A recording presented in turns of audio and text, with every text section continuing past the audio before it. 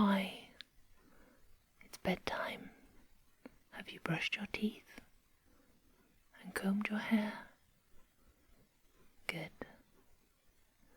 If you'd like to subscribe or leave me a comment to let me know what stories you'd like to hear, that would be lovely. But otherwise, you close your eyes, settle down, and listen. Tonight I'm reading The 3 Golden Hairs. There was once a king who took great delight in hunting.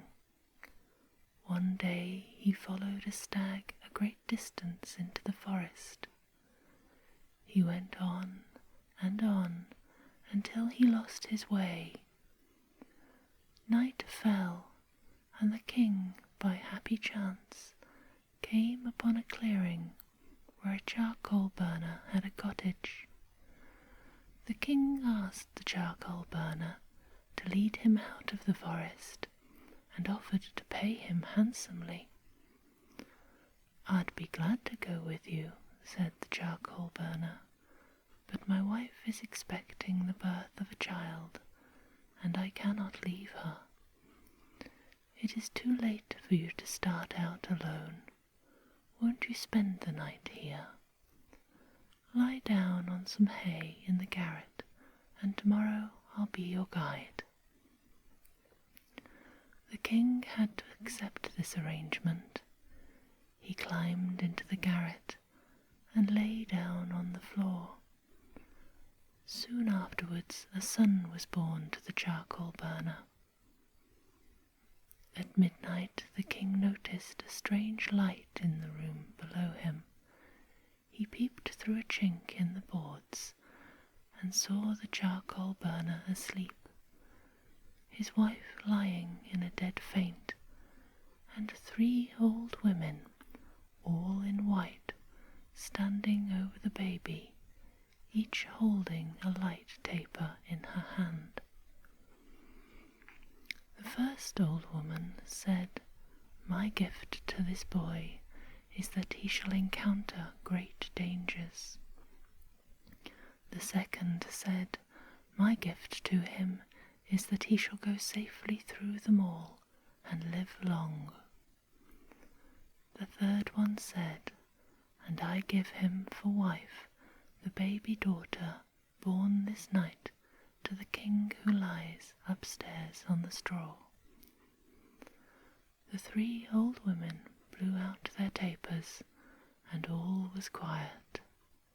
They were the Fates. The king felt as though a sword had been thrust into his heart. He lay awake till morning, trying to think out some plan by which he could thwart the will of the old Fates.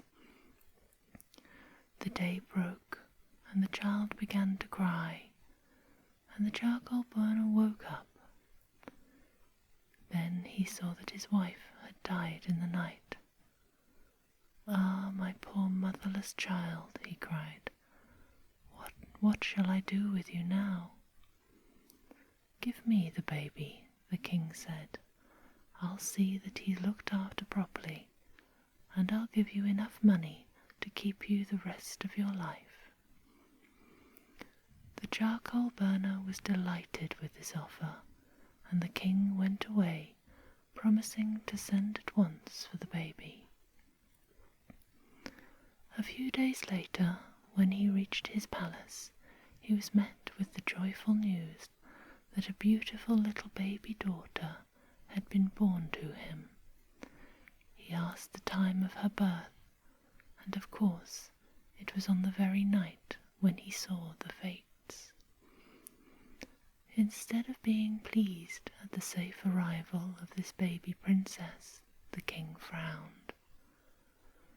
Then he called one of his stewards and said to him, "Go into the forest in a direction that I shall tell you. You will find there a cottage where a charcoal burner lives. Give him this money and get the little baby from him." Take the child, and on your way back, drown it. Do as I say, or I shall have you drowned." The steward went, found the charcoal burner, and took the child. He put it into a basket and carried it away. As he was crossing a broad river, he dropped the basket into the water. "Good night to you, little son-in-law that nobody wanted," the king said, when he heard what the steward had done. He of course supposed that the baby was drowned, but he wasn't. His little basket floated in the water like a cradle, and the baby slept as if the river was singing it a lullaby. It floated down with the current past a fisherman's cottage. The fisherman saw it, got into his boat, and went after it. When he found what the basket contained, he was overjoyed. At once he carried the baby to his wife and said, "You have always wanted a little son, and here you have one. The river has given him to us." The fisherman's wife was delighted and brought up the child as her own. She named him Plavachek, which means a little boy who has come floating on the water. The river flowed on, and the days went by, and Plavachek grew from a baby to a boy, and then a handsome youth, the handsomest by far in the whole countryside. One day the king happened to ride that way unattended. It was hot, and he was thirsty. He beckoned to the fisherman to get him a drink of fresh water. Plavachek brought it to him. The king looked at the handsome youth in astonishment. "You have a fine lad," he said to the fisherman. "Is he your own son?" "He is, yet he isn't," the fisherman answered. "Just 20 years ago, a little baby in a basket floated down the river. We took him in, and he has been ours ever since." A mist rose before the king's eyes, and he went deathly pale, for he knew at once that Plavachek was the child that he had ordered drowned. As soon as he recovered himself, and jumping from his horse, he said, "I need a messenger to send to my palace at once, and I have no one with me.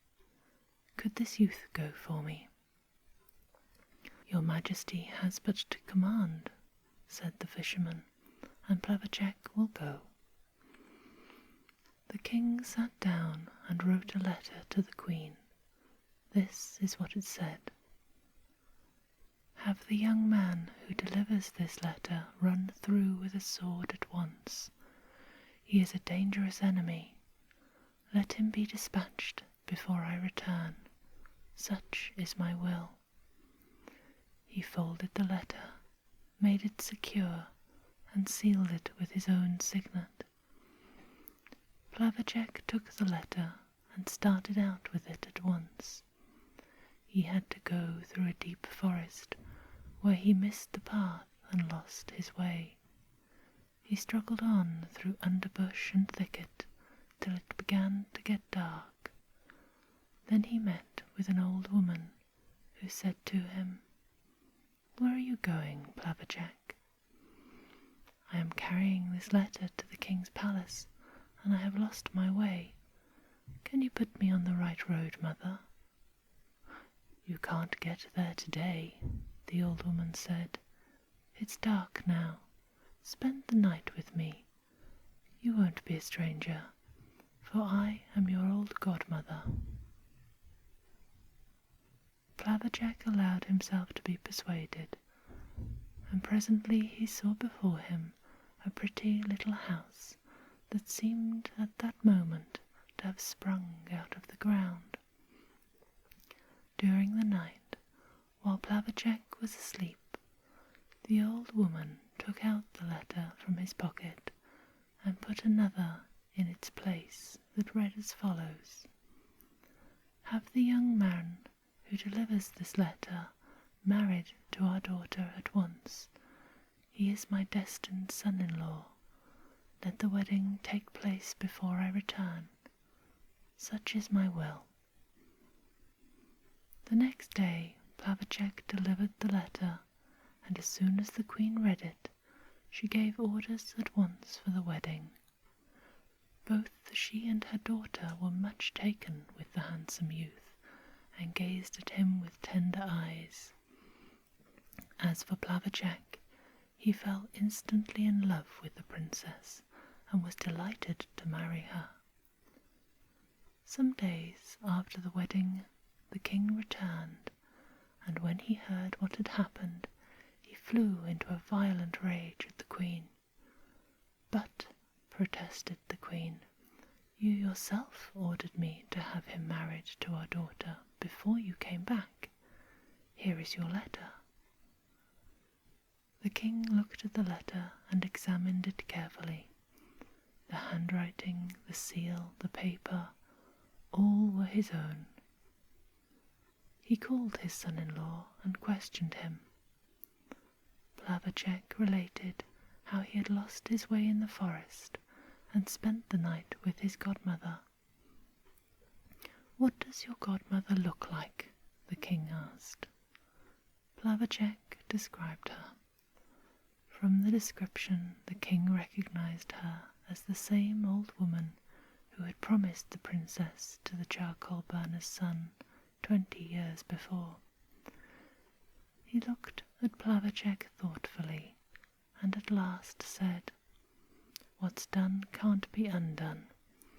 However, young man, you can't expect to be my son-in-law for nothing. If you want my daughter, you must bring me for dowry 3 of the golden hairs of the grandfather Know-it-all." He thought to himself that this would be an impossible task, and so would be a good way to get rid of an undesirable son-in-law. Plavachek took leave of his bride and started off. He didn't know which way to go. Who would know? Everybody talked about old grandfather Know-it-all, but nobody seemed to know where to find him. Yet Plavachek had a fate for a godmother, so it wasn't likely that he should miss the right road. He travelled long and far, going over woodland hills and desert plains, and crossing deep rivers. He came at last to a black sea. There he saw a boat and an old ferryman. "God bless you, old ferryman," he said. "May God grant that prayer, young traveller. Where are you going?" "I'm going to old grandfather Know-it-all to get 3 of his golden hairs." "Oh ho, I have been hunting for such a messenger as you. For 20 years I have been ferrying people across this black sea, and nobody has come to relieve me. If you promise to ask grandfather Know-it-all when my work will end, I'll ferry you over." Plavachek promised, and the boatman took him across. Plavachek travelled on until he came to a great city that was in a state of decay. Before the city he met an old man who had a staff in his hand, but even with the staff he could scarcely crawl along. "God bless you, old grandfather," Plavachek said. "May God grant that prayer, handsome youth. Where are you going?" "I am going to old grandfather Know-it-all to get 3 of his golden hairs." "Indeed, we have been waiting such a long time for just a messenger as you. I must lead you at once to the king." So he took him to the king, and the king said, "Ah, you're going on an errand to Grandfather Know-it-all. We have an apple tree here that used to bear apples of youth. If anyone ate one of those apples, no matter how aged he was, he'd become young again. But alas, for 20 years now, our tree has borne no fruit. If you promise to ask Grandfather Know-it-all if there is any help for us, I will reward you handsomely." Plavachek gave the king his promise, and the king bid him Godspeed. Plavachek travelled on until he reached another great city that was half in ruins. Not far from the city was a man burying his father, and tears as big as peas were rolling down his cheek. "God bless you, mournful gravedigger," Plavachek said. "May God grant that prayer, kind traveller. Where are you going?" "I'm going to old Grandfather Know-it-all to get 3 of his golden hairs." "To Grandfather Know-it-all? What a pity you didn't come sooner.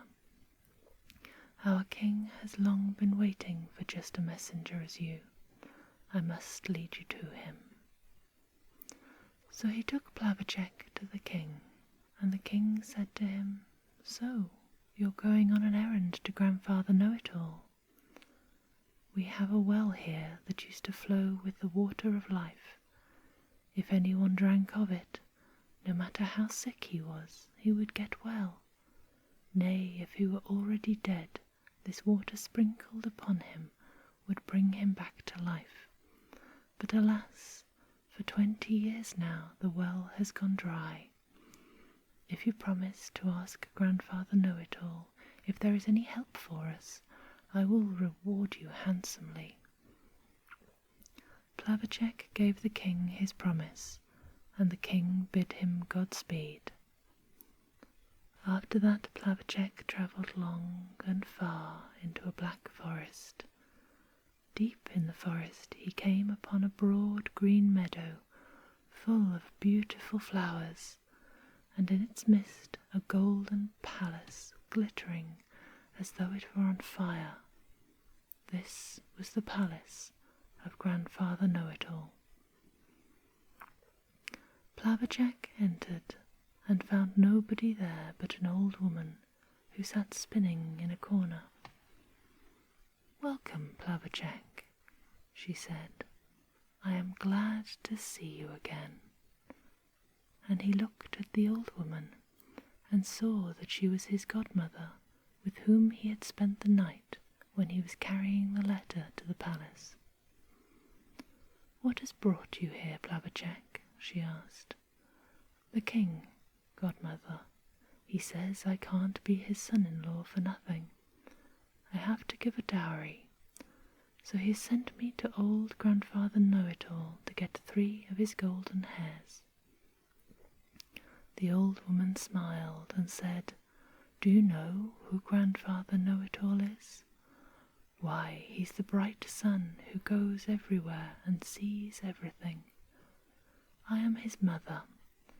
In the morning he's a little lad, at noon he's a grown man, and in the evening he's an old grandfather. I will get you 3 of the golden hairs from his golden head, for I must not be a grandmother for nothing. But, my lad, you mustn't remain where you are. My son is kind, but if he comes home hungry, he might want to roast you and eat you for his supper. There's an empty tub over there, and I'll just cover you with it." Plavachek begged his godmother to get from Grandfather Know-it-all the answers for the 3 questions he had promised to ask. "I will," said the old woman, "and do you listen carefully to what he says." Suddenly there was a rushing sound of a mighty wind outside, and the sun, an old grandfather with a golden head, flew in by the western window. He sniffed the air suspiciously. "Phew, phew," he cried. I smell human flesh. Have you anyone here, mother? Star of the day, whom could I have here without you seeing him? The truth is, you've been flying all day long over God's world, and your nose is filled with the smell of human flesh. That's why you still smell it when you come home in the evening. The old man said nothing more and sat down to his supper. After his supper, he laid his head on the old woman's lap and fell sound asleep.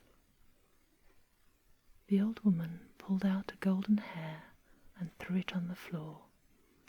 It twanged like the string of a violin. "What is it, mother?" the old man said. "What is it?" "Nothing, my boy, nothing. I was asleep and had a wonderful dream." "What did you dream about, mother?"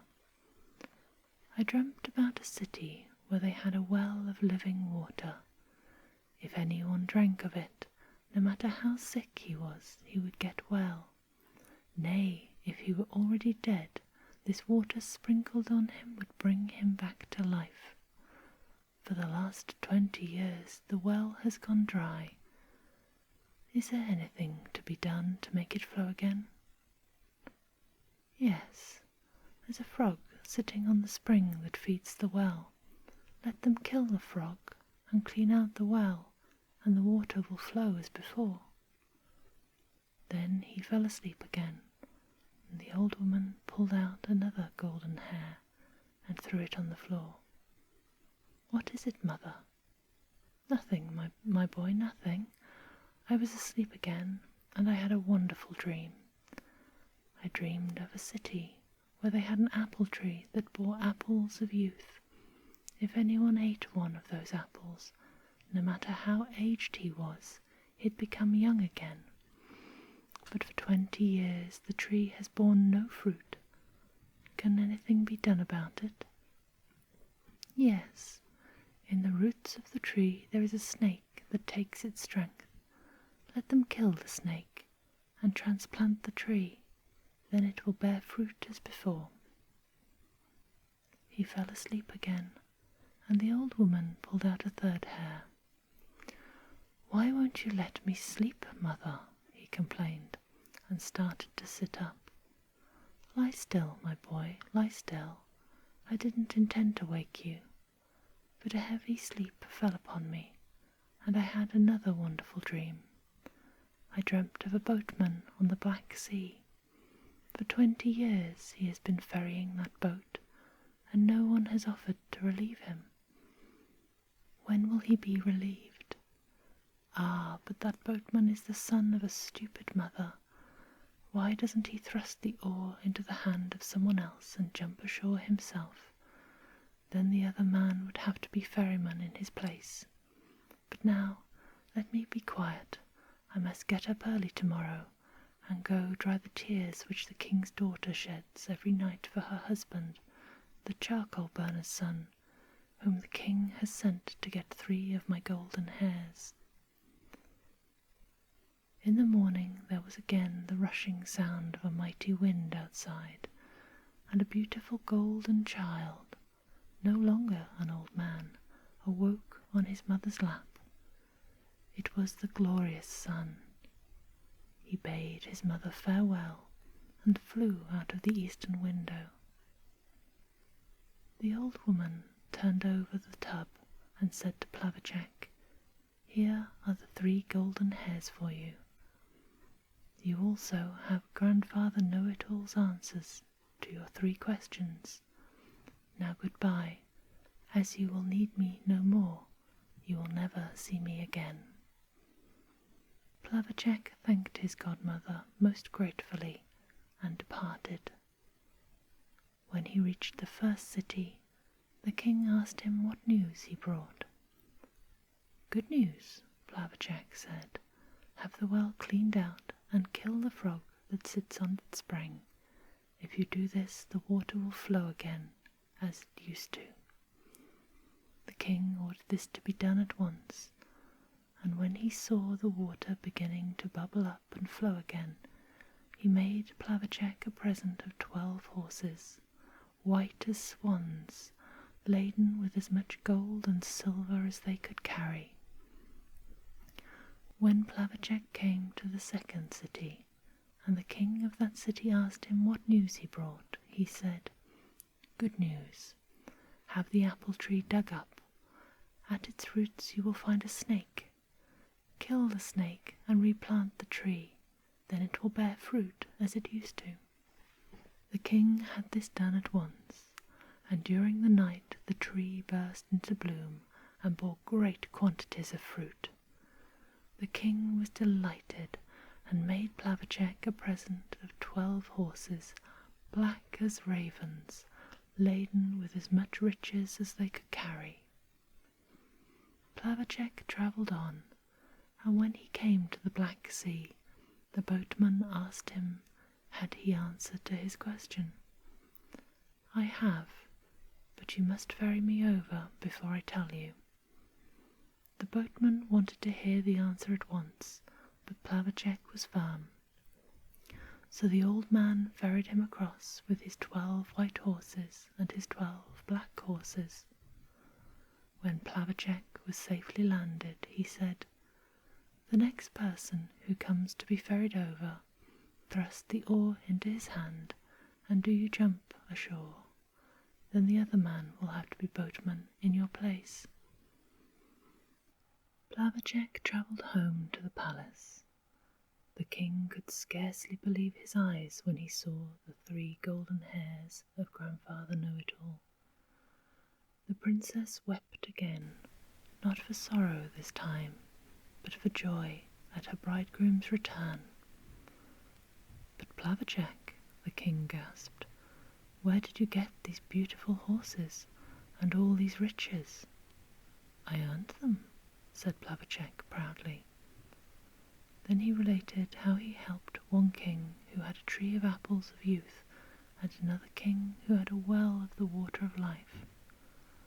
"Apples of youth, water of life," the king kept repeating softly to himself.